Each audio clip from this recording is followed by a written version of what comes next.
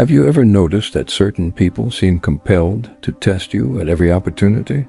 They question your patience, challenge your confidence, ignore your boundaries, and provoke reactions they seem almost eager to witness. At first, it feels deeply personal, as though fate has singled you out for unnecessary conflict. You wonder what you have done wrong. You replay conversations in your mind, searching for mistakes that might explain their behavior. Yet the deeper you look into human nature, the more unsettling the truth becomes. Most people are not testing you because of who you are. They are testing you because they are searching for the limits of what they can control. This realization is uncomfortable because it shifts the battlefield entirely. The struggle is no longer between you and another person. It is between your impulses and your judgment, between your emotions and your principles, between the fragile version of yourself that craves approval and the disciplined version that needs nothing from the opinions of strangers. The Stoics understood this long before modern psychology gave names to emotional manipulation, boundary testing, and social dominance. They knew that every insult, every dismissal, every subtle provocation carried with it an invisible question. The question was never, "Are you worthy?" The question was always, "Can you be controlled?" Once you begin to see this pattern, your life changes forever. You stop asking why difficult people exist, because you understand they have always existed.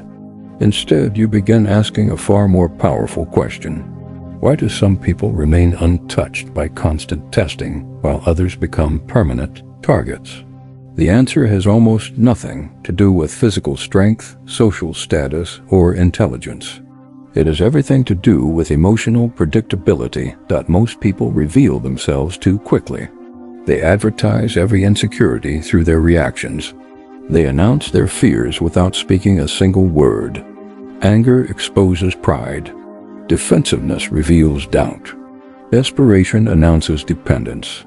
Every uncontrolled emotional response becomes information that others unconsciously collect and use. Think carefully about your own experiences. Have you noticed how one criticism can occupy your thoughts for days while the person who spoke those words has already forgotten the conversation? Have you ever felt compelled to defend yourself against accusations that were clearly unfair? Have you ever argued passionately with someone who had no intention of understanding your perspective? Each of these moments shares one common feature. Someone else successfully dictated the direction of your mind. The Stoics believed that this was the greatest form of slavery. It was not chains around the body, but chains around attention. If another person's behavior determines your peace, then your peace no longer belongs to you. This is why Marcus Aurelius constantly reminded himself that external events possess no authority over the soul unless the soul grants permission. He understood that freedom begins not when the world becomes gentle, but when the mind becomes impossible to provoke. This sounds inspiring, but living it is extraordinarily difficult. Human beings are social creatures. We evolved to seek acceptance, avoid rejection, and protect our place within the tribe. Thousands of years ago, exclusion could mean death. Today, criticism on social media, workplace gossip, or family disapproval activates many of the same ancient survival mechanisms. Your nervous system often reacts before your wisdom has an opportunity to speak. The modern world has only intensified this problem.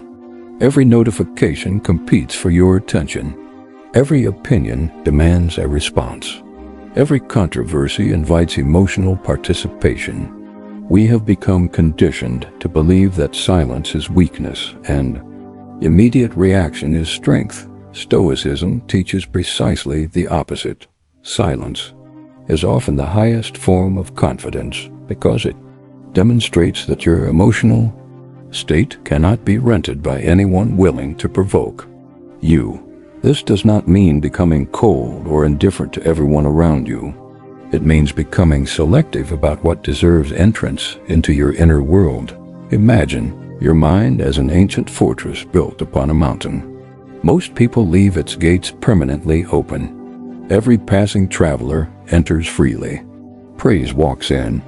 Insults follow closely behind. Rumors settle into empty rooms. Fear decorates the walls. Anxiety becomes a permanent resident. Eventually, the fortress no longer belongs to its owner. The Stoic closes the gates, not because he fears the outside world, but because he understands that not every visitor deserves hospitality. This is one of the harshest truths about people who constantly test you. Many lose interest the moment they discover they cannot influence your emotions. Their goal was never truth. It was access to your attention, access to your confidence, access to your emotional stability. Once that access disappears, so does much of their power. Consider how often conflicts continue simply because both sides refuse to stop feeding them. One insult demands another. One accusation produces 10 explanations. One misunderstanding evolves into years of resentment. The Stoics observe that fire survives only while someone continues adding wood. Reaction is emotional. Fuel. Silence often removes the oxygen. This principle becomes even clearer when we examine the lives of history's greatest leaders. Those remembered for exceptional composure rarely wasted energy answering every criticism directed toward them. They understood that reputation built through consistent character outlasts reputation defended through endless arguments. Every moment spent proving yourself to someone committed to misunderstanding you is a moment stolen from becoming the person you wish to become. This is where discipline enters the conversation. People often imagine discipline as waking before sunrise, exercising relentlessly, or maintaining strict routines. Those practices certainly matter. Yet Stoicism points toward an even rarer form of discipline, the discipline not to react. The discipline not to explain yourself unnecessarily, the discipline to endure temporary misunderstanding without sacrificing long-term integrity. Anyone can lose control. Anyone can shout louder. Anyone can seek revenge. Very few possess the strength to remain internally unmoved while chaos unfolds around them. That strength cannot be improvised during moments of pressure. It must be cultivated daily through countless invisible decisions. Every morning presents opportunities to practice. A delayed train, an impatient customer, an unfair comment, a family disagreement, a disappointing email. Each inconvenience becomes a small exercise in mastering yourself before life presents greater challenges. Most people dismiss these moments because they seem insignificant, yet character is never built during extraordinary circumstances alone. It is shaped by repeated responses to ordinary frustrations. The athlete trains before the competition. The philosopher trains before adversity arrives. By the time serious tests appear, the habits already exist. This explains another uncomfortable truth. People who constantly test others often live in reaction themselves. They depend upon external responses to feel significant. They provoke because attention has become their source of validation. Whether the reaction is anger, fear, admiration, or submission hardly matters.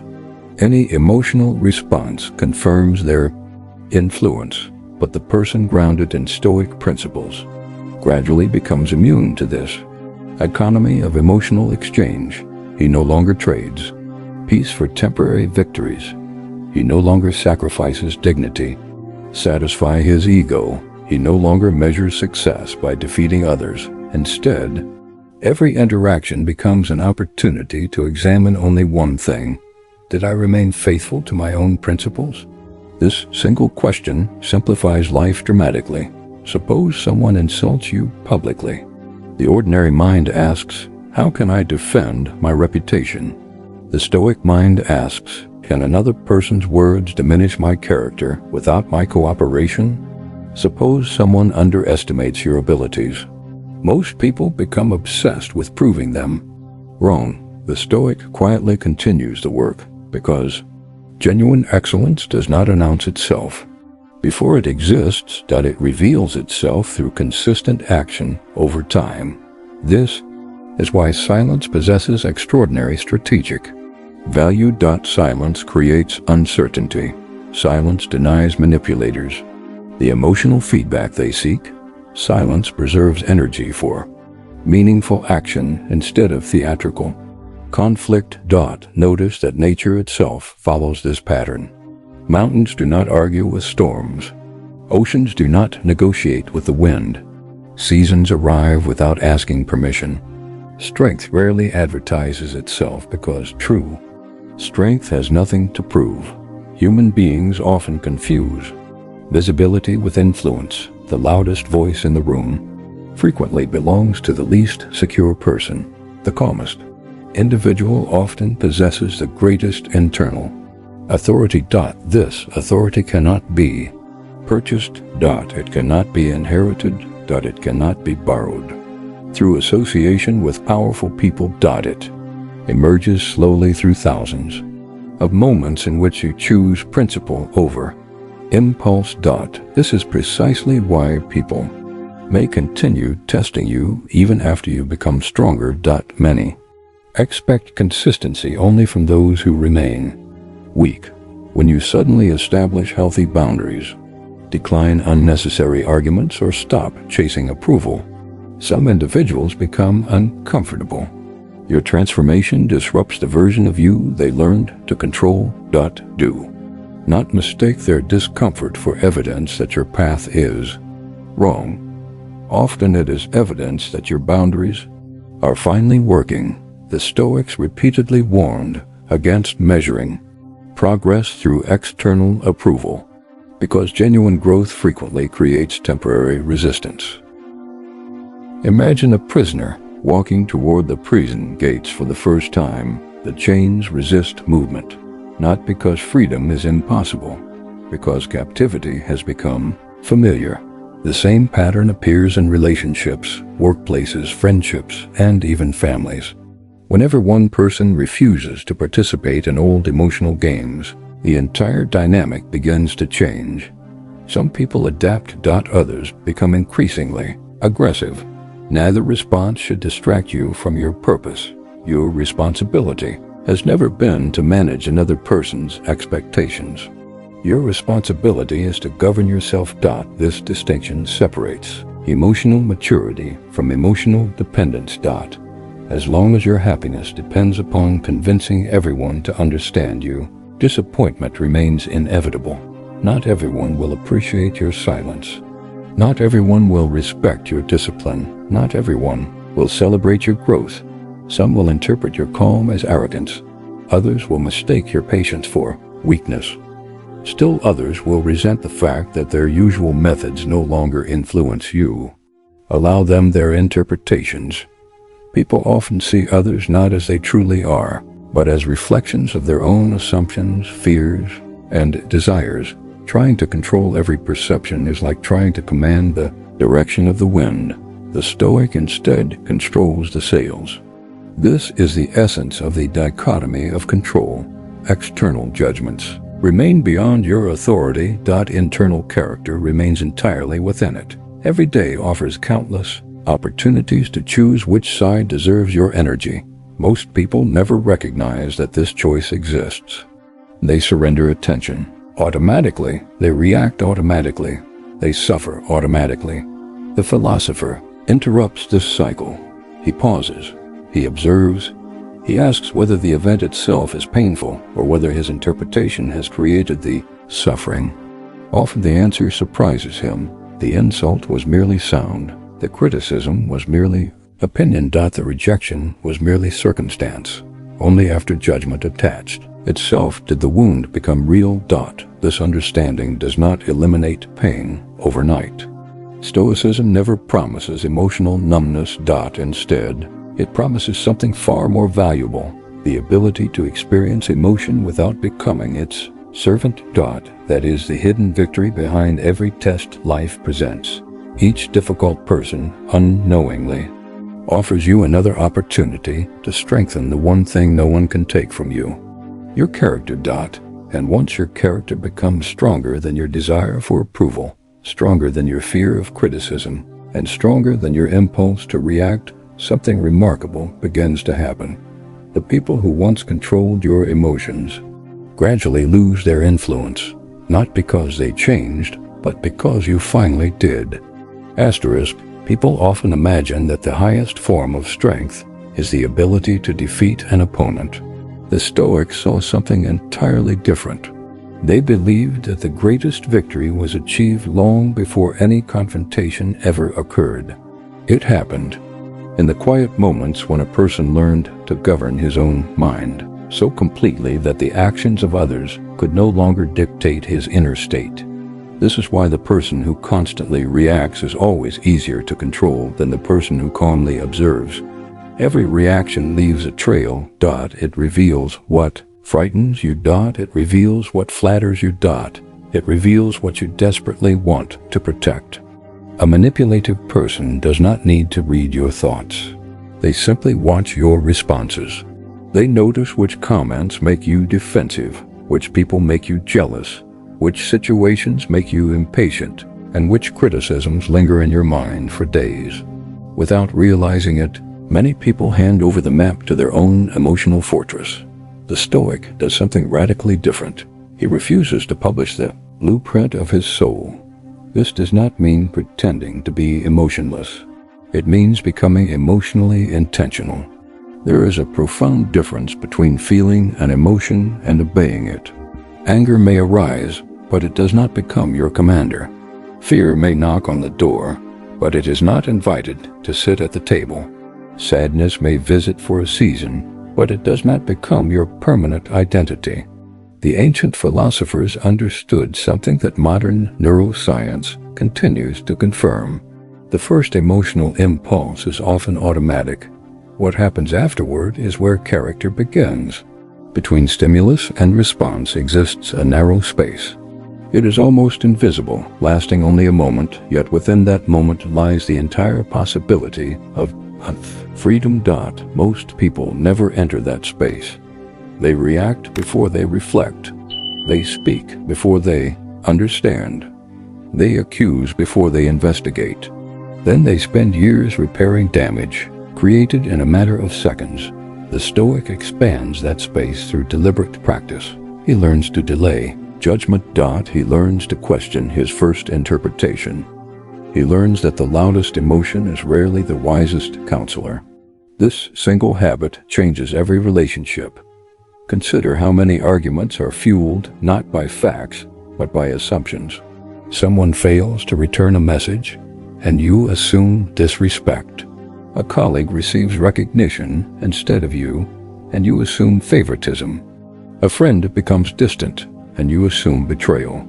Yet reality is often far more complicated than the stories we invent. Marcus Aurelius repeatedly reminded himself that people act according to what appears right to them, even when they are mistaken. This perspective does not excuse harmful behavior, but it transforms your response to it. Instead of immediately assigning malicious intent, you begin to recognize ignorance, insecurity, fear, or confusion. You stop viewing every difficult interaction as a personal attack and start seeing it as evidence of another person's internal struggle. This shift is extraordinarily liberating. Compassion replaces resentment. Understanding replaces outrage. Calm replaces panic. Ironically, this makes you far more difficult to manipulate because emotional manipulation depends upon your willingness to personalize everything. Not every insult is truly about you. Not every criticism reflects reality. Not every rejection is a verdict on your worth. People often project onto others what they cannot resolve within themselves. An insecure person questions your confidence. A dishonest person doubts your integrity. A fearful person criticizes your courage. A restless person resents your peace.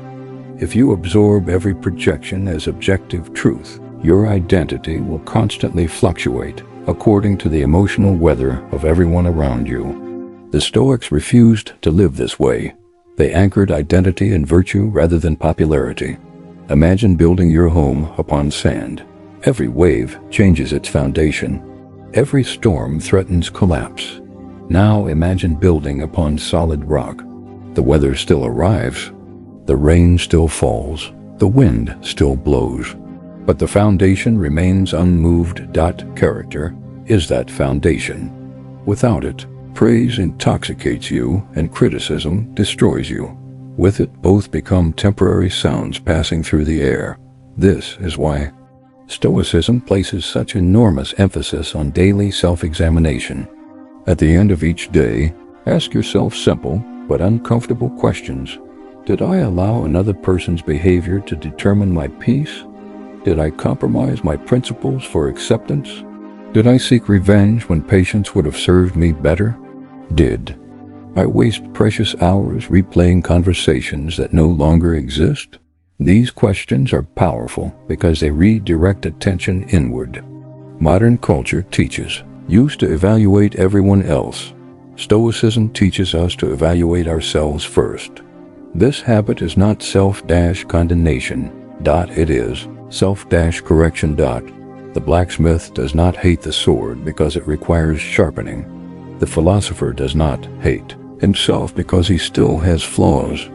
Improvement requires honesty. Honesty requires humility. Humility requires the courage to admit that many of our greatest battles were never caused by other people alone. They were intensified by our own unchecked expectations. How often have you expected fairness from a world that has never promised it?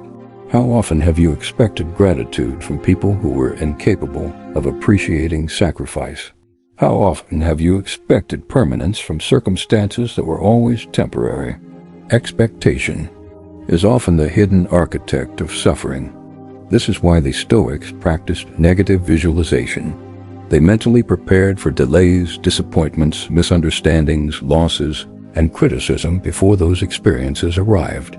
Not because they were pessimists, but because preparation weakens shock.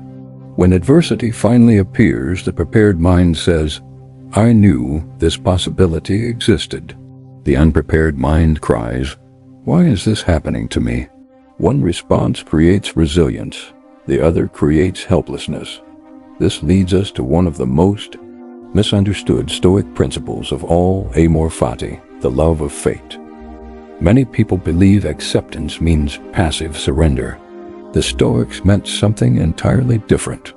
They meant embracing reality so completely that every obstacle becomes useful. The difficult boss becomes a lesson in patience. The betrayal becomes a lesson in discernment. The failure becomes a lesson in humility. The loneliness becomes a lesson in self-sufficiency. The criticism becomes a lesson in emotional independence. Nothing is wasted. Every hardship becomes raw material. Imagine two people carrying identical stones. One complains about the weight. The other builds a staircase. The stone never changed. Only its purpose did. Life continually hands us stones. Wisdom decides whether they become burdens or foundations. This is the harsh truth that many never wish to hear.